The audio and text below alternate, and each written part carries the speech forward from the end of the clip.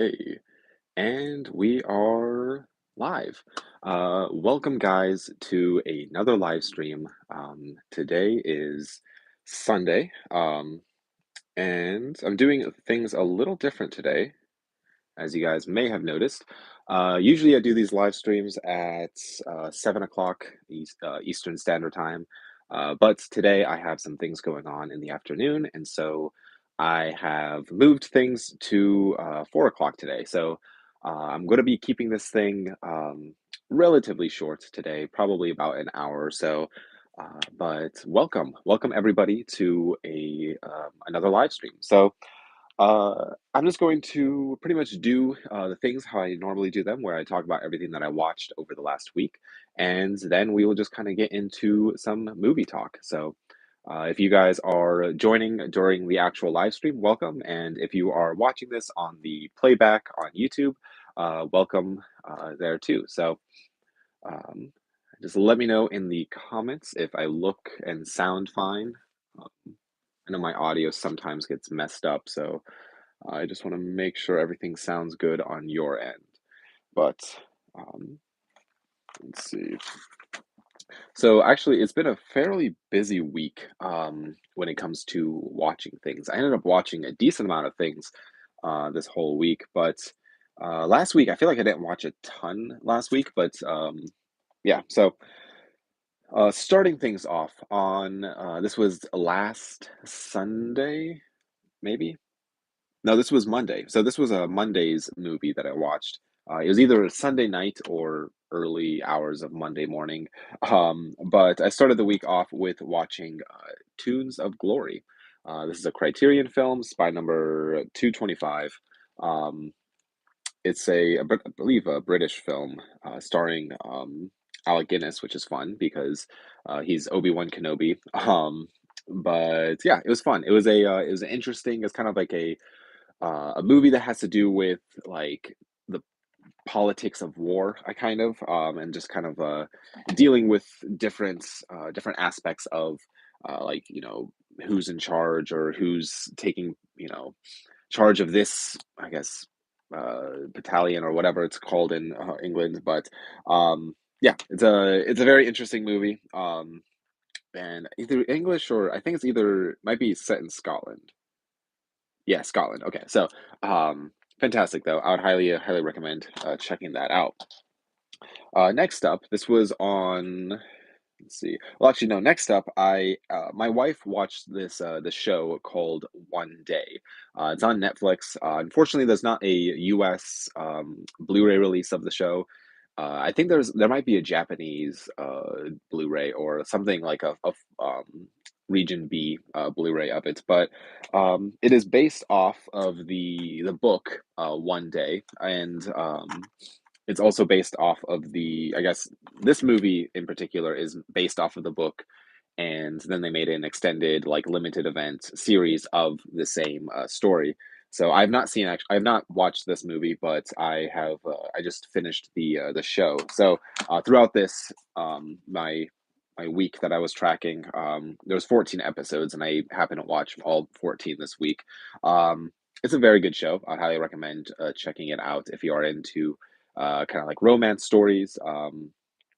I really enjoyed it, but um, yeah, it kind of plays a lot with like in a way, it kind of plays with time, which I'm a big fan of. If you are have paid any like time on this channel, you would probably know by now that Eternal Sunshine of the Spotless Mind is one of my favorite movies out there, and so I just love movies like or movies or shows or anything that's like a romance story that kind of like play with like the time of things. I think it's very fascinating. But I ended up watching the first two episodes on what day that Monday night. Um, and then either let's see, that was early hours of Monday. I then also watched the movie Pumpkinhead. This is a film I've never seen, but I decided to give it a shot and um, check it out. This is a very basic premise of a story. I feel like, and I don't know if it was just me, but like I wasn't a huge fan of the movie. Maybe if I watch the sequels, maybe I can learn like a little bit of appreciation for this movie. But I can kind of see why it's like considered kind of like a horror classic. But overall, wasn't my favorite, but I liked it. But not like my favorite horror icon, I guess. But um, and then throughout the week, I just watched a few more episodes. Let's see, on the 16th, I watched episodes 3, 4, 5, and 6. And on the 17th, I watched episodes 7 and 8 of the show one day. And then on the 17th, um, I watched the film Unibaba. This is a Criterion film. This is spy number 226. Um, Honestly, was not anticipating this movie at all. I didn't know anything about it, but I basically popped it in and checked it out. It is in black and white Japanese, 102 minutes long. But overall, I really liked it. Actually, it was a very interesting story. Um, and I feel like the last like 20 minutes is when it really picks up. Um, and but like not to say that the first, I think it's, yeah, 102 minutes long. So not to say like the first three quarters of it are slow or anything. I just feel like it's I don't know. It's not quite what I expected. I was kind of expecting a ghost story more, but it was not quite that. It takes a lot of time to build the characters and build the environment. Um, but I really appreciated that about this movie. So, if you are a fan of Japanese films, especially Japanese films from the 60s, highly recommend checking this out. Let's see. Good afternoon, evening, Kyle. Thanks for earlier stream. Yes, Ralph. Welcome to the stream. Yeah, I have some things going on later this afternoon, and so I had to push up the live stream. So I know that might have messed up with if people are able to join or not, but I figured I would at least do this. And if you're not able to make it on the live stream, at least if you are curious, you can watch on the what's it called, the um, playback. So. Um, Let's see. And then on the 18th, yes, I started into the box set again, because I watched one film from this box set already. But that is a House of Psycho, I can never say it. Um, Psychotic Women, House of Psychotic Women. There we go. This is a box set put out by Severin Films. I watched the first movie last week, and I actually finished out the box set this week. Um, there are four films in here, right, as you can see there. Um, and yeah, it's the tone of the first three are similar. Um, but it's like the last movie I'll get to in a second. But um, yeah, so I watched the second film, I Like Bats, um, which is a vampire story about a woman and kind of just going through life as a vampire. And so there's some interesting things about it. Also, not quite what I was expecting for a vampire story. I think this is a Polish film, if I'm not mistaken. Yeah, it's a Polish movie. Um, but interesting. Kind of, it felt like a Severin, like right up Severin's alley when it comes to just their films or what they put out. So, but next up, I decided to watch a movie that's been sitting on my shelf for like years. I've owned this movie for a very, very long time, and I've just never gotten around to watching it. It's always, I think, the runtime kind of intimidating me. Slash, it just didn't seem that interesting or interested. I didn't seem that interested into watching it. So, um, this movie is 121 minutes long. So I think it's like right a little under 2 hours, or yeah, a little over 2 hours. But this is the film Constantine with Keanu Reeves. Um, so yeah, I don't know if it just never seemed really interesting to me, but it's been sitting on my shelf for a very, very long time, as I said, and so I eventually just decided to pop it in and watch it. And it feels like a very like early 2000s horror. When did this let's see, 2008, I believe this came out. Maybe 2005, possibly. Either 2005 or 2008. I'm not sure. I can't find the actual date. Um, but I think it's based off of a DC comic, if I'm not mistaken. Yeah, DC comic book series. And it's okay. I felt like it was just all right. I wasn't like a huge like fan of it, but yeah, I mean, I'd say if you're a fan of like comic book adaptations, I feel like you would enjoy this more. I have not read the comic book, so I have no idea if this is like accurate or not, but um I could kind of see what they were going for. Some of the CGI was a little dated, and so that kind of took me out of it a little bit. But overall, I'd say it was like it was fine. But let's see. Here in the Netherlands, it's 10 o'clock in the evening. Better for me. Sweet. I'm glad that that works out better for you, Ralph. Um, Man, I would love to visit the Netherlands sometime. But if I'm ever in the Netherlands, I will hit you up and yeah, because I feel like it'd be fun to visit some of these places that I have people joining live streams for. So, hey Kyle, is it a bad idea to stack your laser discs on top of each other? Um, yes and no. Depends on how high. I would say it's like if you have like two or three on top of each other, it's not going to do anything. But if you're talking like, a stack like this high of laser discs, I would probably say the weight of that many laser discs on top of each other, um, that's going to probably start crushing the bottom. Um, excuse me.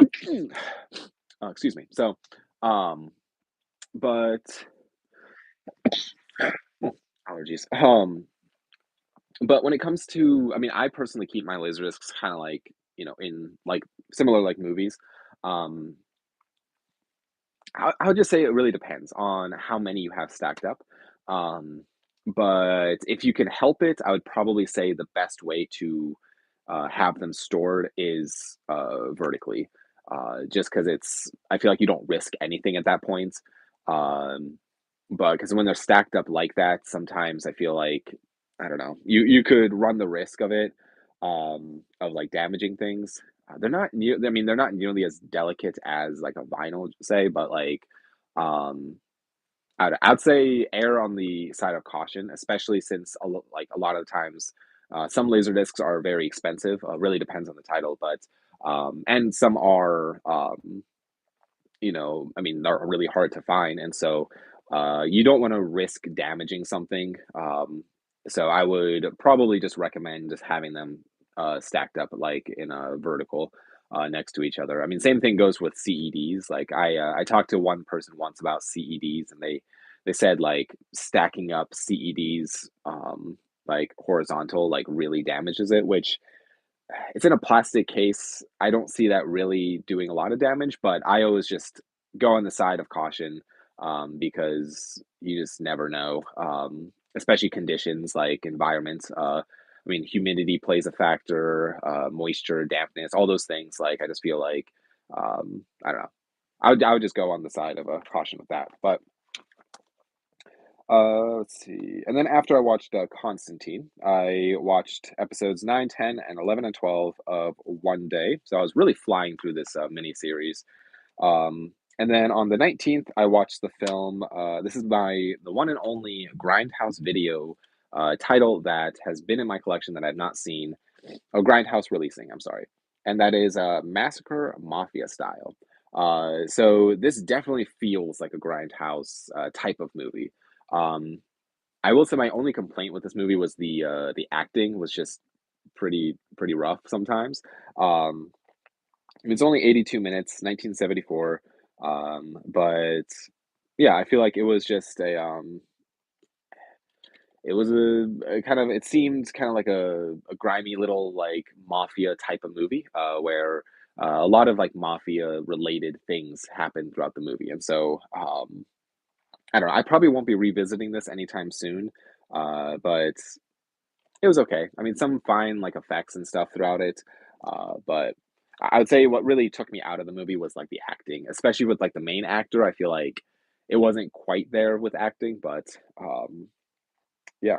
And then let's see, on the 19th, I watched the second film of the House of Psychotic Women box set, and that was or the third film actually, and that is the movie Footprints. And so this is a movie that kind of is just it's very interesting. I know that there was a book. I believe there was a book written about. it was titled the same as the box set, and I believe the cover looked the same, but, um and it discusses all these movies in it.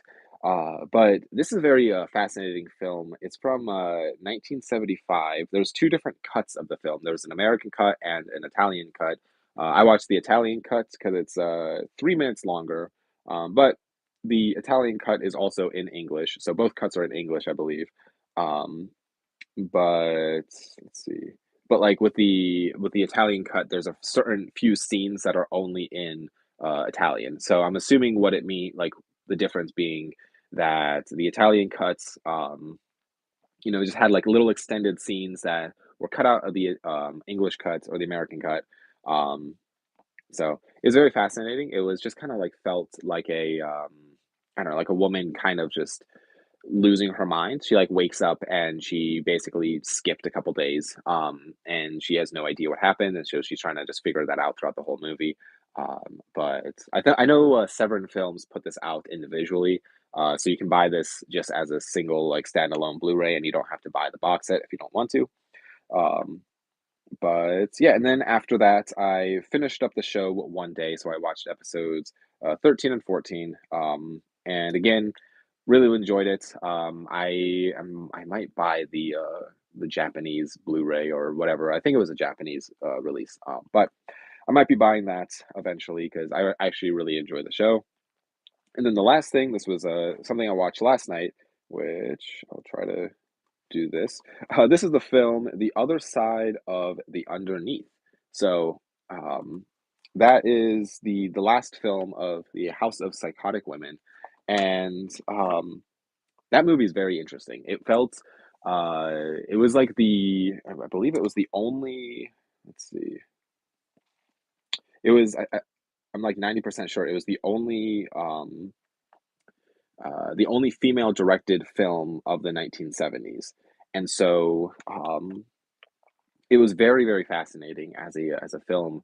It's definitely not for everyone. It has like a lot of elements of like avant-garde, like uh, experimental almost, just like very strangeness of a movie. It reminded me a lot of like a Alejandro Jodorowsky film. So if you are into films like movies like The Holy Mountain or El Topo, or where characters might be doing something that doesn't really make sense on screen, I would highly recommend checking this one out as well. For instance, there was like a scene where the one girl is hitting the other girl with a rubber axe, and there's just a band playing rock music around them, and it's very like artsy and stylistic, and so yeah, if you enjoy that type of film, I would highly recommend checking out The Other Side of the Underneath. So um, I think it was also a very like super controversial film when it came out in England. But let's see. Last movie I watched was uh, The Walking Dead from 1936. Um, it has Boris Karloff, and it's one of his best performances, but I don't hear anyone talk about it. I have not seen that actually. The Walking Dead from 1936. Yeah, I'll have to check that out. Um, yeah, I'll have to look into that. But yesterday I watched Abigail in 4DX cinema, a very entertaining yet bloody horror film. Okay. I have not heard of that one either. Yeah, so that's like something I always I'm assuming it's a newer film, Ralph, but um I'm always behind on films that are coming out that I don't know, I just need to stay caught up because um I always end up getting lost. Yes, new release. Okay.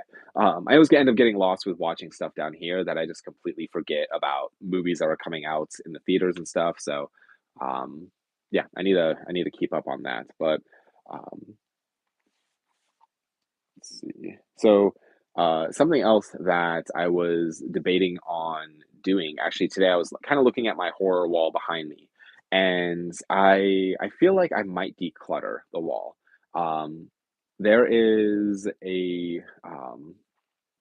there's a lot of films in there that I feel like first off, I've never watched. Second off, I don't know if I ever will watch, especially when I have stuff like Criterion or Severin or Vinegar Syndrome or Scream Factory, any of the other boutique labels. Um, and so I might be going through my whole collection, at least my horror, and just getting rid of things that have been sitting on the shelves forever.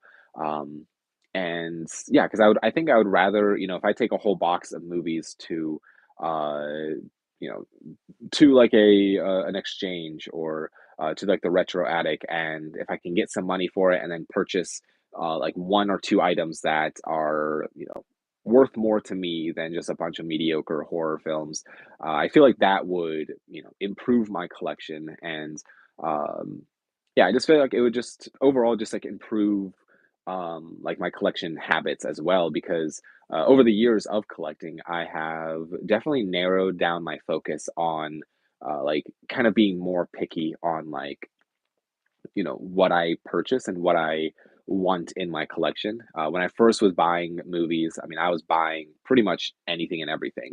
Um, and still, I sometimes now I even feel like I'm buying everything.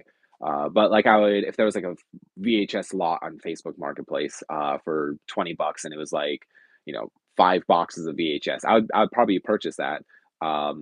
But I don't know. I'm trying to uh, basically make my collection something that every single piece of it is something I'm super proud of. Especially when it comes to Criterion. I would love, I mean, I've talked about this, a million times on this channel by now, but my goal is to own all the Criterion films, and I've never once felt bad for buying a Criterion film, and so that is something that I would rather invest money and time into. Because that's another thing. It's like it's not only money, but it's also time. Because I only have you know X amount of time every single day to watch movies. And so if I'm going to be, dedicating time to watching stuff, I think I would rather be watching, which I already do this. I rather watching stuff like Severin or Vinegar Syndrome or Criterion or like some like horror films and stuff like that. Like so I don't know. I That's my little rant for the day, but that is kind of like where I might be taking my collection over the next few months, which that is not to say that I'm going to be like cutting my collection in half or anything. I might just be getting rid of 30 or so movies, but um I don't know, I feel like it's important every so often to like uh you know take a step back, look at your collection, and really ask yourself, is this something that you want to hold on to? Because I'm also technically out of space, so that also plays a factor.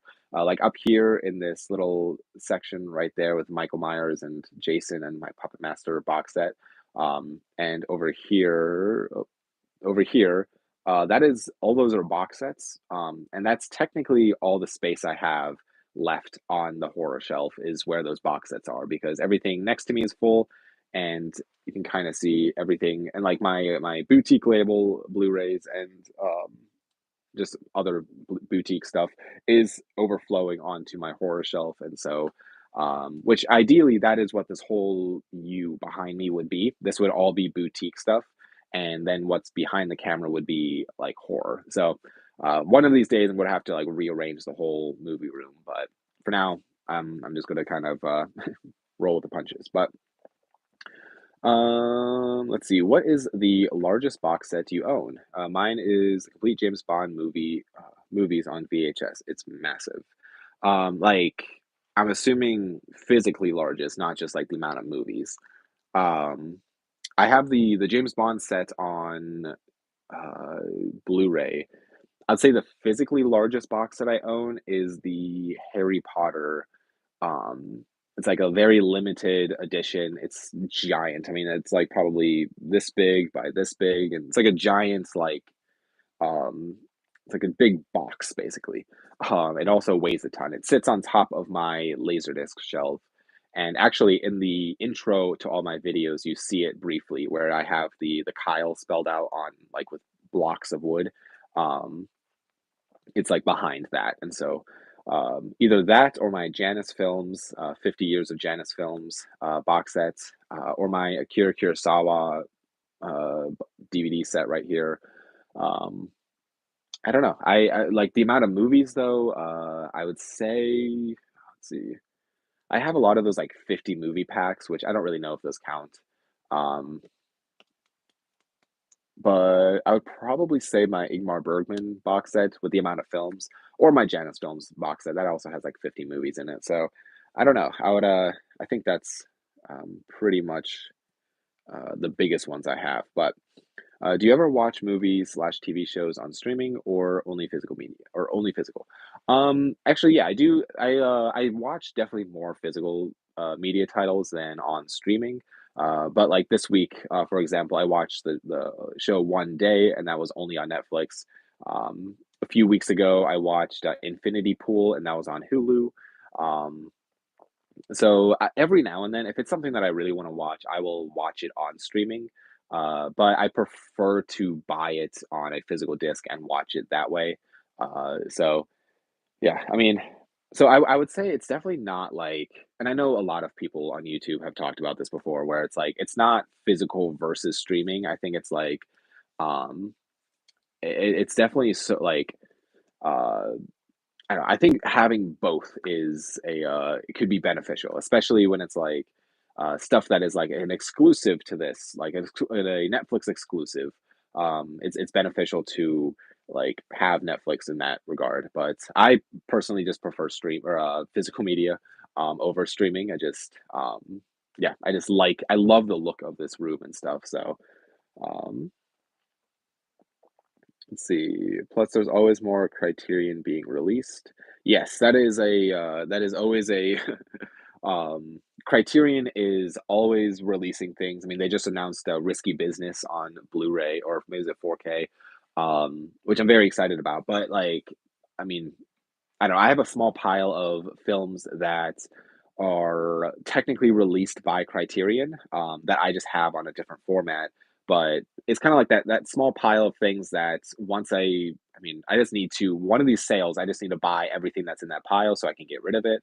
Because I do have that small fear of like wanting to watch one of those movies, and I already got rid of my DVD copy of it, but I did not buy the Criterion release of it. Um, so I don't know. It's kind of a stupid thing, but like I have a Malcolm X on DVD, but I've never seen Malcolm X, but I really want to. And I know Criterion has the 4K of it, and so I don't know. Maybe I'll just purchase all of that whole stack eventually, but yeah, but Criterion is ever growing because they just keep putting out so many titles, which is fantastic. But so hard to catch up. Yes, I agree. It is. It's impossible to just. It feels like I'm always like behind when it comes to purchasing like movies. Like there's a few that like I don't know, maybe that's why I like collecting like directors' films a lot, is because a lot of the directors that I collect for, they have passed away, which is unfortunate, but like, they're never going to make more movies, and so I can get like their complete filmography um in like one thing. And so uh collecting something that is like a completed collection is kind of like it's fun because there's only so many. Same thing with like the Criterion laser discs. They're never going to make more Criterion laser discs, and so there's like 300 or so that they put out. And so I can confidently, when I'm buying a Laserdisc from Criterion, I know that, or like from whatever store, but a Criterion Laserdisc, I can confidently know that that is adding one more disc to a completed picture. So it's kind of like a puzzle. Like once you get all the pieces, it's like that's it. Um, but with like buying like boutique labels, it's like if they're constantly adding pieces to the puzzle. But let's see. I use YouTube only to watch the classic movies that are on my 1001 list that I cannot find physically. Yes, I feel like there's some movies on that like 1001 greatest movies or like must watch movies before you die. Um there's some movies on there that are like, I cannot find a physical copy, anywhere. I mean, any kind of physical, so, like, any format out there.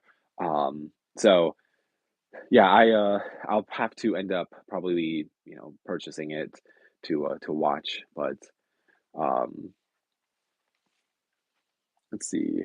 I'm the same with Super 8 films since it's obsolete. I can thick off or take off, sorry, take off every time I get a horror movie, and it's nice to see how many I've got left. That's awesome. I would love to collect more like complete like full feature films on film.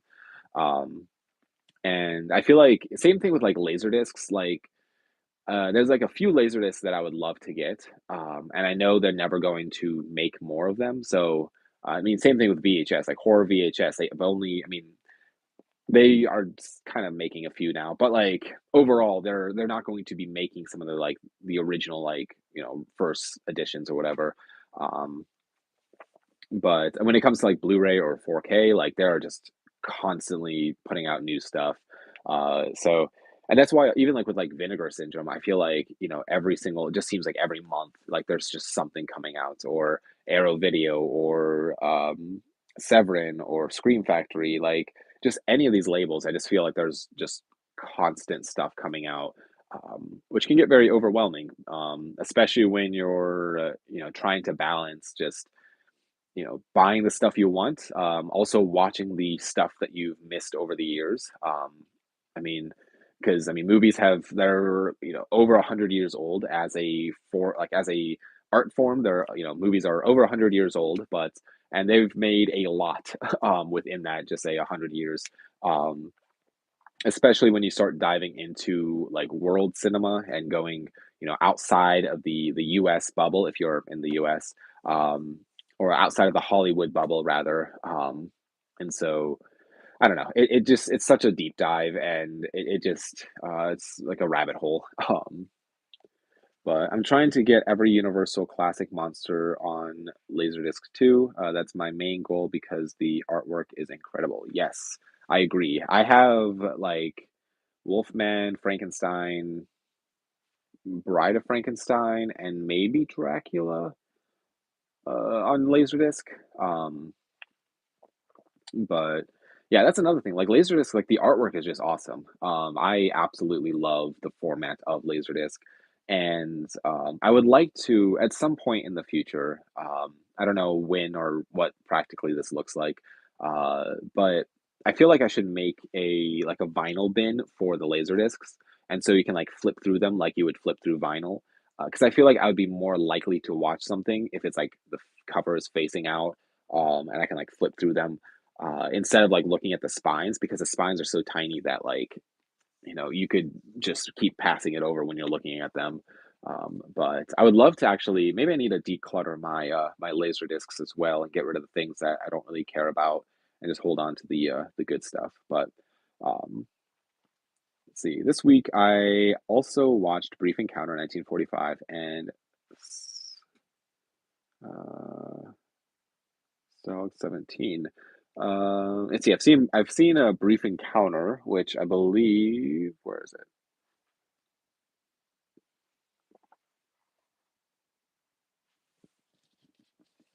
Um, yes, fantastic film. I actually have two copies of this. I have it in the David Lean box set, um, which is I would love to dive into his other films, but I've seen Brief Encounter, and it's a fantastic movie. I really enjoyed it.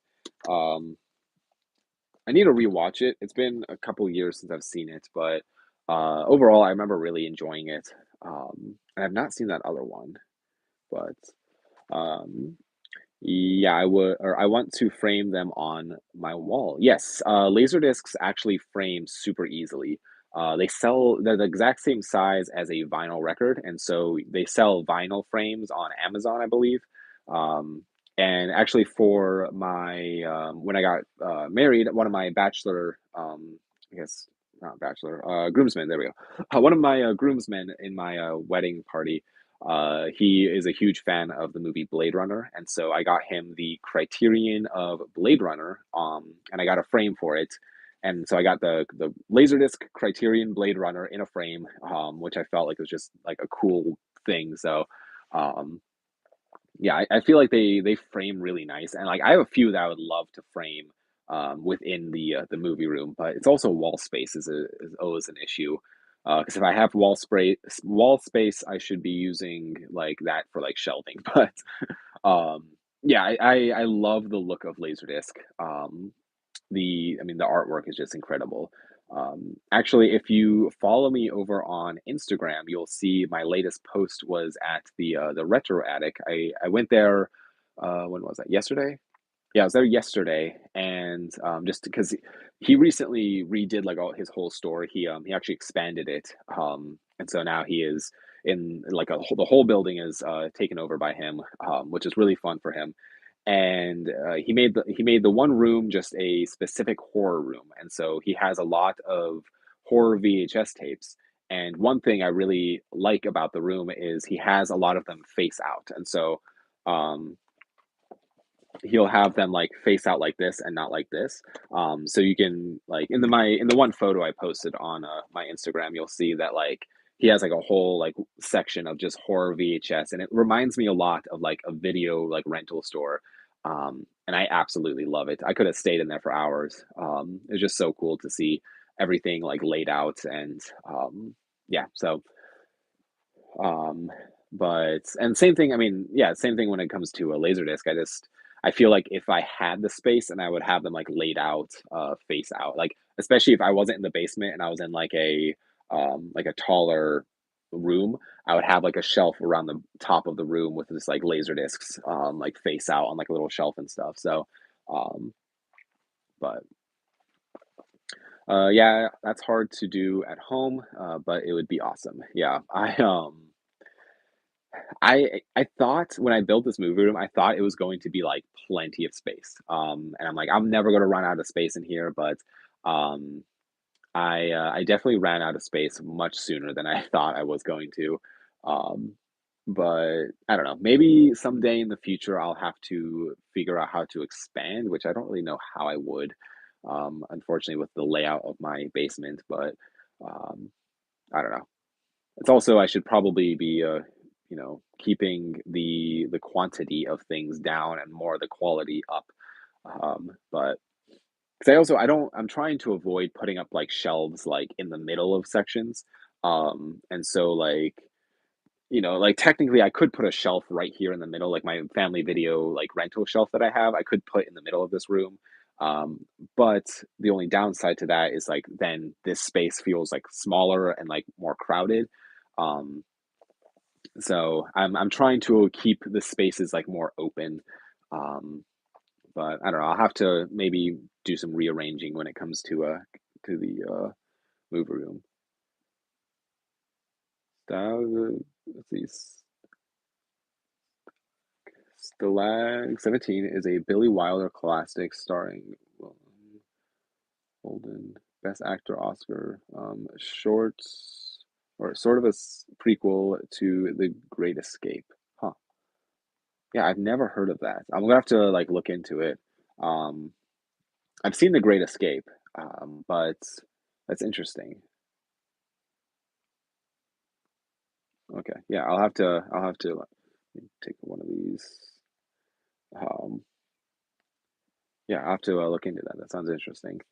Um, but yeah, and unfortunately too, when it comes to space in the movie room, it's just um, like I eventually would like to expand, and I have a few ideas of how I would like add room to the movie room. One of them being taking the whole TV setup out of the room, um, which I haven't quite decided if I want to do or not.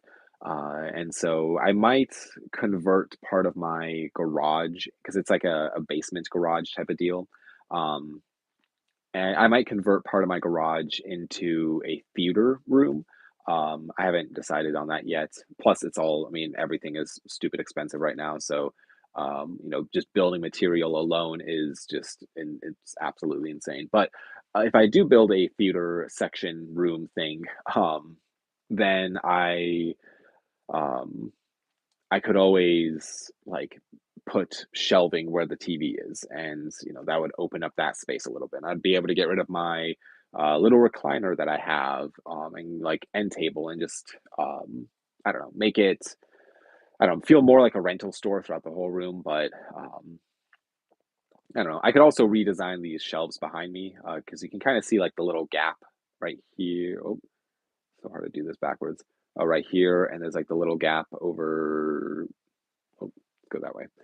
This little gap right here.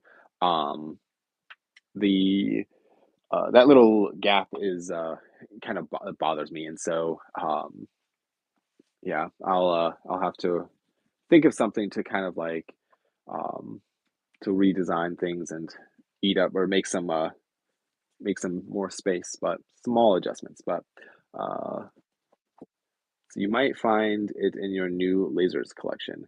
Yeah, I'm gonna have to look after the video. But Kyle, it's easy. Just throw away the cases and keep the discs only in bags. Just kidding. Yeah, I've seen people like on YouTube do that where they they get like binders for all their movies and like get rid of all the cases, which technically speaking, it is more space efficient, but at the same time, like half of the collection aspect of movies is like this, like seeing all the cases, being able to pick them up, read the backs, see the run times on them, like see the special features, all that stuff. Um, so yeah, I've seen people do that with like CDs, which I have a lot of CDs, which I should really just get rid of because I rarely listen to CDs. Um, but yeah, um, I don't know. I love um, the look of physical media too much to do that, but um, yeah.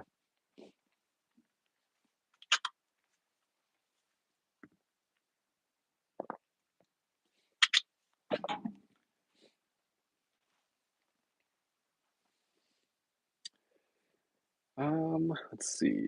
It's been about 42-ish minutes on this, so probably like another 10-ish minutes, and I will wrap this up. Um, like I said, I have something going on later today, um, but yeah, I don't know if I should like because I'm still trying to figure out the exact timing of these live streams, and like I know like for some people like Ralph who is in the Netherlands, I mean, this is obviously a better time than 7 o'clock, because 7 is going to be much later for him. And I honestly don't know where the majority of my viewers are even like coming from. So I'll have to figure out exactly, what is a good time. Um, let's see, I'm in the UK and it's 9:45 here. Okay. So maybe 4 o'clock, 4 or 5-ish o'clock would be ideal because it's yeah, I don't want it to be too late for people because I love talking to you guys and I would love to keep interacting with you guys and um I don't want to be like I don't want it to be like inconvenient for you guys to be able to like jump on this thing and to be able to participate. But yeah. Um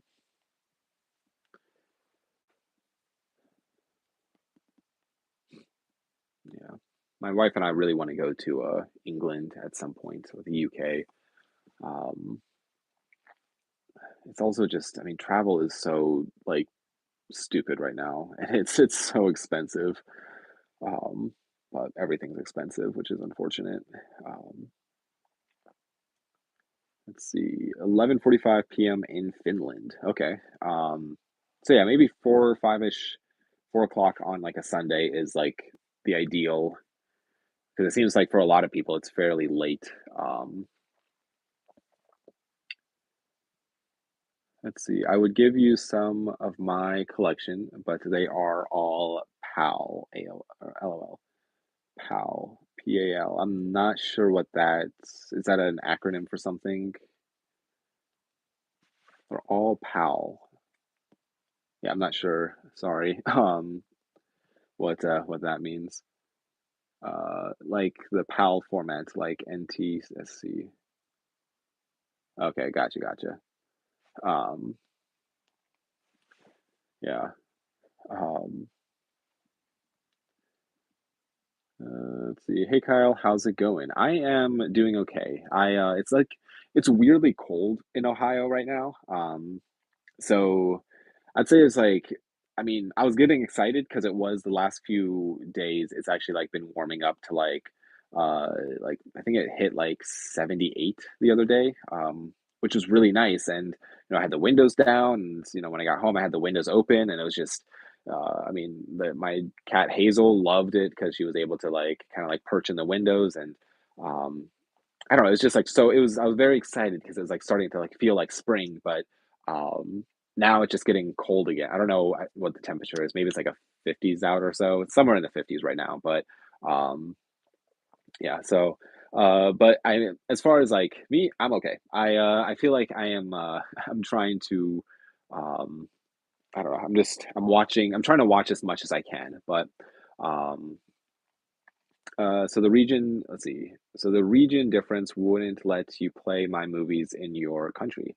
So I do have a region free player. I have a region, at least yeah, it's a region free player. What region code would that be?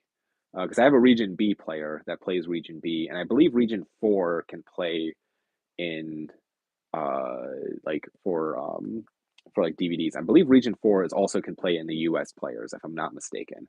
Because I have a Region 4 movie and I popped it in and just to like test it and it worked fine.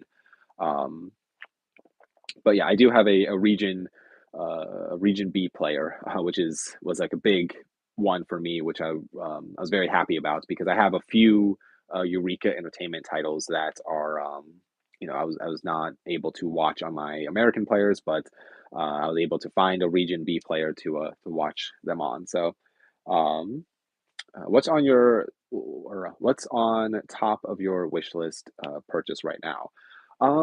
So yes, actually, there's a few things with that. First, top of my wish list, the the very very top would be the Possession by Alejandro. Nope, not Alejandro. Zulawski is the director. And Umbrella Entertainment put out a 4K limited edition of the film, and it's like pretty high up there for me. It's a it's like $70 in American USD, but the shipping is also like another 20 $25, so it's pushing $100 to get it to me, which is very unfortunate. But I would love to see. I've never seen the movie, and I don't have a copy of it, but I would really like to see a copy or see the the film. And so that's probably the highest thing, the possession um on from Umbrella Entertainment. But speaking of my wish list, I actually just added on my YouTube channel. I made an Amazon wish list for a bunch of movies on there, and so if you are wanting to go check that out, you can kind of get a feel of what things I'm like looking for.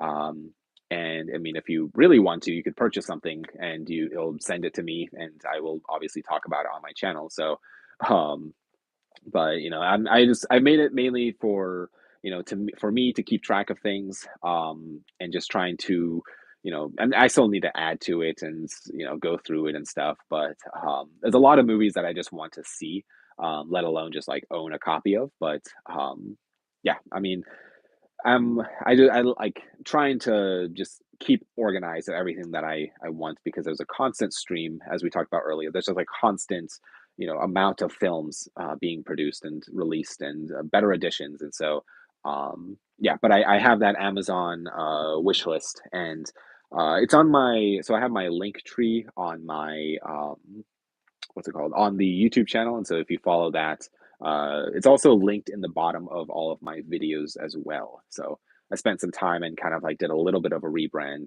on my my channel with all my different links. And so, uh, but let's see. See, oh, nice. UK is region two. Yes. Um, which I have. My player does play Region Two Blu-rays, but would you be interested in buying my Hellraiser Laserdisc box sets? Um, Possibly. Shoot me a message on Instagram, and we will talk over there because that's also a set that I would love to get.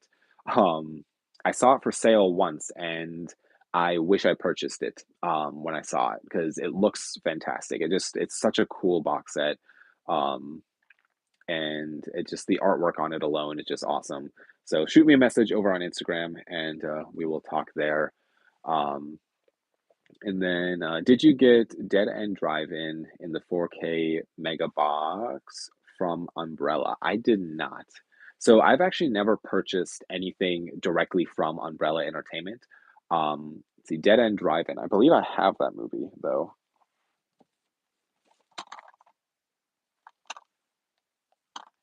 I'm assuming you're talking about this movie, Dead End Drive-In. I don't know how many, if there's more Dead End Drive-In editions of the movie, or if there's more movies with the same title. Um, I've seen this movie. It's pretty good, but yeah, I Umbrella Entertainment is one of the is one of the only well, not I shouldn't say one of the only, but it is one of the companies that I've never purchased directly from them. I have one movie put out by Umbrella Entertainment that I found at the Retro Attic. Um, and so yeah, they have a lot of interesting stuff over there. Um, so I'll have to see because I mean just like um, just like everything else, there's just always something to buy. But it's a good old Clive Barker. Let's see. Yes, that or this movie. Umbrella released a limited edition full of goodies in the uh, mega box like Super Mario Bros. Okay. Yeah, I'll have to I haven't been on their website in a couple of weeks. But I mean, the biggest because I saw like everybody got that Super Mario's edition, or a lot of people were talking about it, which is a movie I've never seen personally. I think I own it on, yeah, I own it on VHS, but I've never actually sat down and watched it. Um, so apparently people, like it. So I'll have to be. I don't know if it's. I have it in my like good bad movies because I know it wasn't like good, but again, I haven't seen it, so I can't say for sure if it's a good bad movie or not. But um, yeah, but I'll have to check out the box set from Umbrella. I mean, similar with Umbrella, there's like others like labels that I just haven't got a chance to purchasing anything from. Like Second Sight, I own one title, which I ended up buying used at the exchange. Um, but I'm trying to think like um, Grindhouse releasing. I own a few of those, but like again, I've never purchased directly from the website. Um, but I think the only ones I've purchased directly from a website would be Kino, Criterion, Vinegar Syndrome, Severin, um, Scream Factory. I think I did one order through Scream Factory and Arrow Video, but uh, everything else I usually just buy secondhand. But let's see. Have you ever had any damaged goods arrive from boutique companies? And which seems to have the best shipping packaging? So yes, I actually have had, I mean, the example that pops into my mind is Arrow Video. I bought one of the Giallo Essential boxes. I think it was like the black one, the black Giallo Essential set, and part of the cover of the set was kind of like torn, and so um, I reached out to them, and eventually, and this was I don't want to like talk negative about the company because I I love what they put out, but eventually it took a little bit. And I understand it was kind of like their busy season, but eventually I got a hold of somebody to be able to replace it. And so they were really cool over there. They sent me a brand new one. No, really, I sent them photos of everything, and they sent me a new one, and they told me just to keep the original one. So, um, I ended up with two. I was able to sell one and keep the other. So I don't know that kind of customer service is fantastic. I'm trying to think. There was another example that I purchased something that was damaged. Um,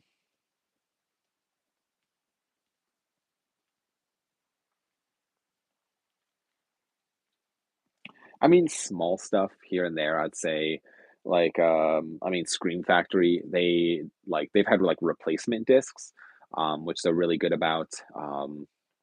But overall, I would say the best packaging, would be Vinegar Syndrome. They really like each of their packaging when they send you something, each individual item is basically like wrapped in bubble wrap. Um, and put into a box that's like appropriate for the size and like, it doesn't like rattle around or anything. I'd say yeah, Vinegar Syndrome followed by um maybe Severin? I don't know. Severin, they like use, like, packing peanuts, which I not a big fan of, but, like, it also they seems everything seemed to come, like, really nice, like, solid, like, nothing was rattling around or anything, but, also Barnes& and Noble does pretty good packaging, when it comes to items, uh, but and, I feel like also nice thing with, like, Barnes& and Noble, which is, buying Criterion during the sale, like, I bought one thing where the disc was loose in it, and, like, I didn't wanna open it and, like, not be able to return it, so I ended up just taking it to Barnes& and Noble, and they were actually able to ship me a brand new one, which was super cool of them.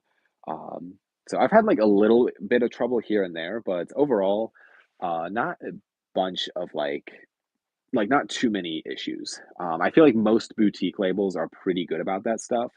Um, but I try not to be, like, annoying about it, because I've had, like, stuff where, like, the case is, like, slightly cracked or stuff like that, but, I just kind of ignore it because it's, you know, every single time that I look at it as, like, every time that, like, I would, want to, like, return something or get a replacement, like, that's costing the company money, and that's, like, money that, like, isn't technically, like, supporting them as a company, if that makes sense. Um, because I already know some of these companies are struggling to, like, you know, be putting out I would rather them, like, take that money and be, like, putting out more stuff than just, fixing all the little nicks and, like, dings on boxes that, don't really affect the movie at all. Not to say if you have something that is damaged, you probably should at least reach out, but yeah, I think that makes sense. I don't know, I'm getting tired.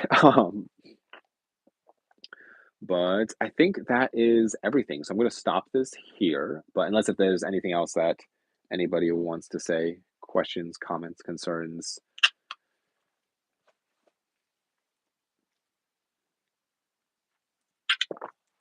um,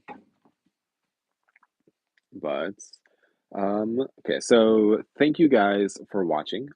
Everybody that is here live, thank you for tuning in, and if you're watching this on the replay on YouTube, thank you for, um, watching. I do appreciate it. If you are curious, leave a comment down below on any of the topics that were discussed. I will be glad to answer questions and, chat about things. But yeah, thank you guys again for watching. I love talking with you guys. It's always so much fun. And I hope everybody has a great week.